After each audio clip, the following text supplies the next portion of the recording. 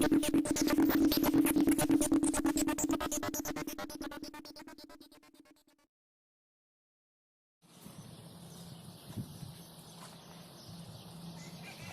वालेकुम वरहमतुल्लाहि वबरकातुहू। कुछ लोग जो है पूछते रहते हैं कि दिन में 5 वक्त नमाज कितनी रकात की होती है। तो आज नमाज के बारे बता रहा हूँ, इनको गौर और फिक्र से इंशाल्लाह सुन ले और समझ ले और इस तरीके से नमाज पढ़े। सबसे पहले हमारा नमाज शुरू होता है फजर से। फजर की नमाज कितनी है? 2 रकात सुन्नत और 2 रकात फर्ज, 4 रकात है। उसके बाद हमारा जोहर की नमाज शुरू होती है। जोहर में 4 सुन्नत, 4 फर्ज, 2 सुन्नत, 2 नफल, 12 रकात हुई। उसके बाद असर में 4 सुन्नत, 4 फर्ज, 8 रकात। मगरिब में 3 फर्ज, 2 सुन्नत और 2 नफिल, 7 रकात। ईशा में 4 सुन्नत, 4 फर्ज, 2 सुन्नत, 2 नफिल, 3 भीतर वाजिब, फिर 2 नफिल। हाँ, कितने हुए? 4 सुन्नत, 4 फर्ज, 8, फिर 2 सुन्नत, 10, फिर 2 नफिल, 12, फिर 3 भीतर वाजिब, 15, फिर 2 नफिल, 17 रकात ईशा में। ये पूरी दिन भर की हमारी नमाज है। दूसरी बात खास एक आप लोग सामने ये बताने जा रहा हूँ, जो हम फजर की नमाज पढ़ते हैं सुन्नत और फर्ज नमाज, तो अक्सर लोग, सबकी बात नहीं कर रहा हूँ, कुछ लोग ऐसे हैं शायद उनको इल्म नहीं होगा या कुछ लोग उसी पे अड़े रहते हैं कि जमात छूट जाती है फजर की और सुन्नत में लगे रहते हैं। ऐसा नहीं करना चाहिए। अगर वक्त है तो सुन्नत पढ़ लिया, वक्त नहीं तो जमात में शामिल हो गया। अब ये कभी हमेशा 5 वक्त नमाज पढ़ने वाले को कभी कभी होता है ऐसा, आता है ऐसा वक्त कि कभी देर से पहुंचेंगे मस्जिद में, कभी आंख नहीं खुलती है, कभी कोई मशगूली की वजह से लेट हो जाता है, तो कभी कभी जो हो जाता है ऐसा तो अलग बात है। और ऐसे टाइम में अगर मस्जिद में हम पहुंचे कि जमात खड़ी हो गई है और हम अगर सुन्नत पढ़ेंगे तो जमात चले जाएंगी, तो ऐसे हालात में सुन्नत छोड़ देना और जमात में शरीक हो जाना। हाँ, और ये कभी कभी होता है ऐसा, हमेशा नहीं करके बैठना। ऐसा नहीं कि आराम से जाना मस्जिद में, आराम से वजू करना, आराम से नमाजें पढ़ना, इमाम साहब इधर पहली रकात हो गई, दूसरी चालू है और फिर हम सुन्नत की नियतें बांध लिए और सुन्नत में लगे हुए हैं, आराम से नमाज अदा कर रहे हैं और उधर पता चला इमाम साहब सलाम भी फेर दिए और फिर भी हम सुन्नतें पढ़ रहे हैं। नहीं मेरे भाई, जमात के साथ नमाज पढ़ना बहुत बड़ी मतलब फजीलत है और 27 दर्जा गुना बढ़ जाती है। और अल्लाह भी जो वादा किया है जमात के साथ, नमाज पढ़ने वालों के साथ वादा किया है। हाँ, हदीस में आता है, जिसका मफहूम है, सुने होंगे आप लोग या नहीं सुने तो मालूमत कर लो। हदीस में है जिसका मफहूम है कि अल्लाह खुद फरमा रहे हैं कि जो बंदा 5 वक्त नमाज जमात के साथ एहतमाम के साथ पढ़ेगा, मैं अपने जिम्मे उसको जन्नत में दाखिल करूंगा और ना फिर मेरा कोई जिम्मा नहीं होगा अगर जमात के साथ नमाज नहीं पढ़ेंगे तो जमात के साथ पढ़ना नमाज बहुत जरूरी है।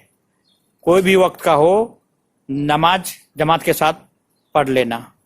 हाँ, अलहदा पढ़ने से अच्छा है कि जमात के साथ पढ़ना। कोशिश करना कि हमेशा जमात के साथ पढ़े। हाँ, अपनी पता नहीं कैसी सूरह, कैसी है नमाज है, कितनी गलतियां होती है। इमाम के पीछे रहेंगे तो इंशाअल्लाह हमारी शायद नमाज, कितने लोग रहते हैं, किसकी दुआ लग जाए, किसकी नमाज कबूल हो जाए तो उसके जरिए हमारी भी नमाज कबूल हो जाए। ठीक है, इसके ख्याल करें। अगर वक्त है तो सुन्नत पढ़ ले, नहीं वक्त है तो उन सुन्नत को छोड़ दे। हमेशा के लिए मामूर नहीं बना दे ऐसा कि ऐसा टाइम में पहुंचे कि सुन्नत छोड़ दो और खाली फर्ज में जमात में शामिल हो जा। नहीं, वक्त देखकर सुन्नत पढ़ लो और जल्दी जाने की कोशिश करने का, ताकि सुन्नत भी हो जाए और जमात के साथ भी नमाज मिल जाए। ठीक है, इसी के साथ साथ फजर के बाद जो है और 4 रकात नमाज है इशराक की, वो बहुत अहमियत रखती है। इसमें बहुत बड़ी फजीलत है। हाँ, ये जो है 5 वक्त की हमारी नमाज फर्ज है और 4 वक्त की नमाज नफिल है। अगर 9 वक्त की नमाज पढ़ेंगे तो जिसको हम दावत देंगे तो वो जरूर 5 वक्त पे आएगा हमारी 9 वक्त की पढ़ने से।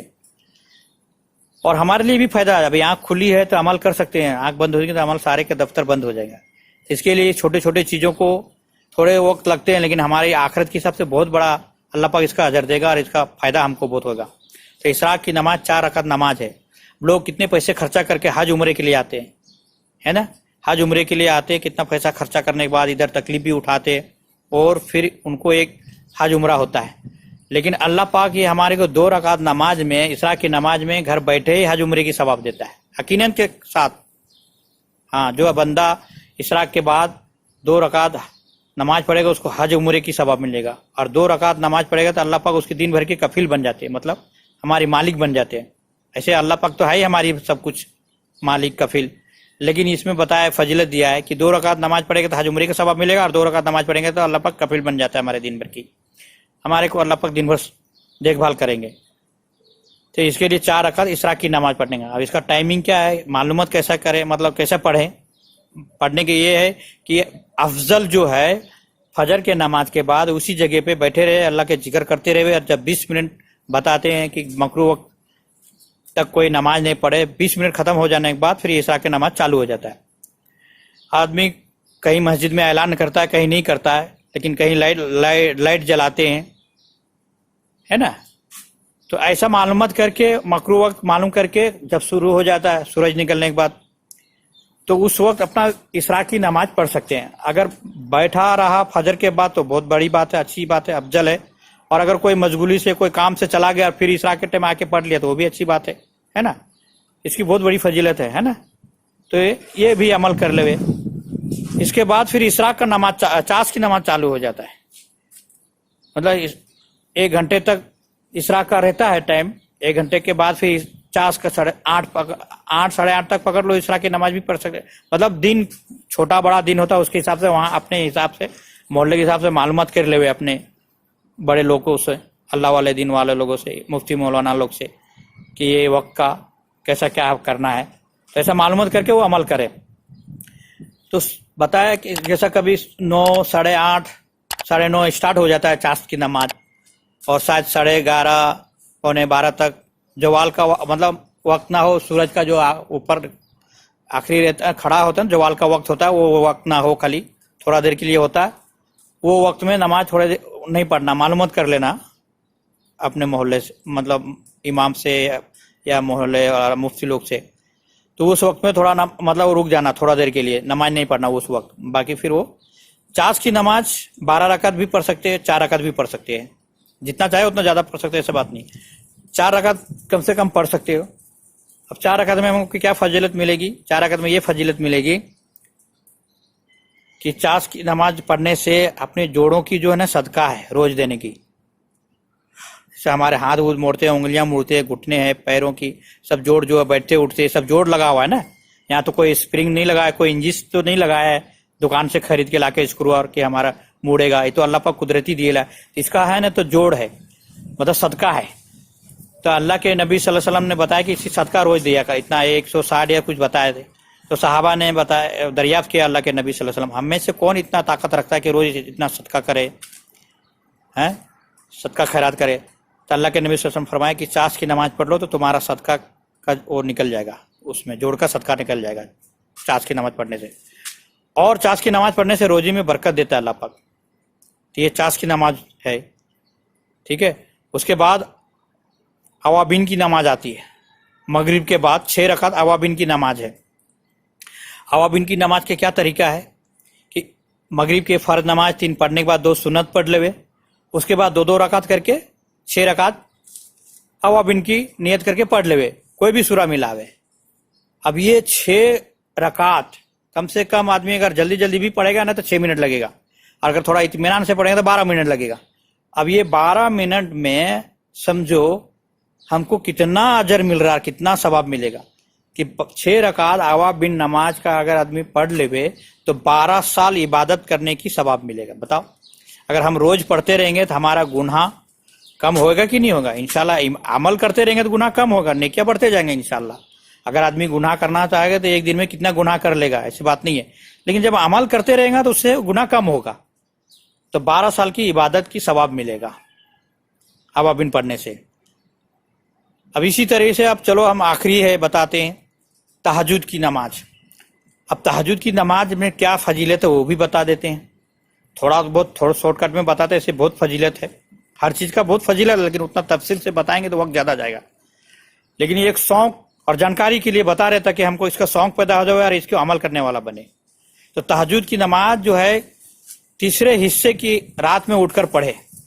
ہاں آخری حصہ جو باقی رہتا نا وہ بہتر زیادہ بتایا. باقی ایسے مجبور لوگوں کے لیے، جیسا کوئی مجبور ہے کچھ، تو اس کے لیے الگ مسئلے ہیں. لیکن آخری اس کا افضل جو ہے کہ سو کر اٹھ کے اور نماز پڑھے. 3 بجے رات، 2:30 بجے رات، 2 بجے رات، 3:30 بجے رات، مطلب سو کے اٹھ کے پڑھے، زیادہ افضل ہے. آخری کے حصے میں 3 ساڑھے 3 ایسا ہوتا ہے، وہ بہتر ہے زیادہ. اس وقت اللہ پاک 7واں آسمان میں ہوتے. کدھر؟ 7ویں آسمان میں. اور تہجد کے ٹائم پہلے آسمان میں آ جاتے ہیں اور اعلان کرتے ہیں کہ ہے کوئی مغفرت کرنے والا، مانگنے والا، ہے کوئی ہم سے روزی چاہنے والا، ہے کوئی حلال حرام کی سوال کرنے والا، مطلب حلال چیز کی سوال کرنے والا، اپنی حاجت کو پیش کرنے والا، اپنی ضرورت کو پیش کرنے والا ہے کوئی، تو میں اس کو عطا فرماؤں گا. تو اللہ پاک ایسے اعلان کرتے ہیں. اور تہجد کی نماز کے ٹائم اعلان کرتے ہیں. اگر اس پر ہم تہجد پڑھ کے جتنا سکے اتنا پڑھ سکتے ہیں، لیکن کم سے کم 4 رکعت ضرور پڑھیں تہجد کی نماز بھی. تو تہجد کی نماز پڑھنے کے بعد دعا مانگے، اچھے سے لمبی دعا کرے، اچھے سے دعا مانگے، اپنی ساری حاجت پیش کرے، ضرورت پیش کرے. اب یہ تہجد نماز پڑھنے کے بعد کیا ہوگا تمہارے اندر معلوم ہے؟ مطلب اس کی فضیلت کیا ہے کہ لوگ قیامت کے دن نفسا نفسی کی حالت ہوگا. اس وقت لوگ ادھر ادھر بھاگ دوڑ رہیں گے، پریشان ہوں گے. اس وقت تم اللہ کے عرش کے سائے کے نیچے رہو گے. تہجد کی نماز پڑھنے سے فائدہ یہ. اور قبر میں روشنی ملے گی تہجد کی نماز سے. اور اللہ پاک جتنے دن تم تہجد پڑھتے گے، روز کا روز ایک حورے تمہارے اندر مقرر کر دیں گے کہ روز تمہارے تہجد پڑھنے سے ایک حور ملے گی. تو یہ بھی فضیلت بہت ہے. تو ہمارے کتنے ہوئے؟ فرض نماز 5 وقت ہے، لیکن نماز باقی نفل 4 وقت کی، 9 وقت کی نماز ہے. اگر ہم 9 وقت کی نماز میں پہنچیں گے تو ضرور امت کو ہم دعوت دیں گے، تو 5 وقت کی نماز میں ضرور پہنچیں گے انشاءاللہ. یہ اگر عمل کریں گے، ہمارے اندر ہم سمجھ لینا کہ ہماری 9 وقت کی نماز ہے، اور ہم جس کو دعوت دیں گے وہ 5 وقت پہ ضرور پہنچے گا. تو یہ بھی ایک بہت بڑی فضیلت ہے. اور ایسے پڑھنے سے دیکھو، یہ سب آپ عبادت کرتے رہو گے نا تو بدن میں پھرتی رہے گا، سست پنا نہیں رہے گا، سستی پنا نہیں رہے گا، چہرے میں نور رہے گا، اور بات اچھے اخلاق کے ساتھ کرو گے. ہاں بڑوں کو عزت کرو گے، چھوٹوں پہ رحم کرو گے، علماء دین کی قدر کرو گے. ہاں یہ چیزیں اس کے اندر فضیلت حاصل ہوگا. تو اس کے لیے ویڈیو لمبی ہو رہی ہے، اب معافی چاہتا ہوں، تھوڑا بات بتانے کا تھا اس لیے لمبی کر دیا. تو آپ آخر تک سن لیں گے، اچھا لگے گا تو ضرور دوسروں تک پہنچا دیجیے گا، تاکہ دوسروں کو بھی یہ فضیلت حاصل ہو جائے. السلام علیکم ورحمۃ اللہ وبرکاتہ.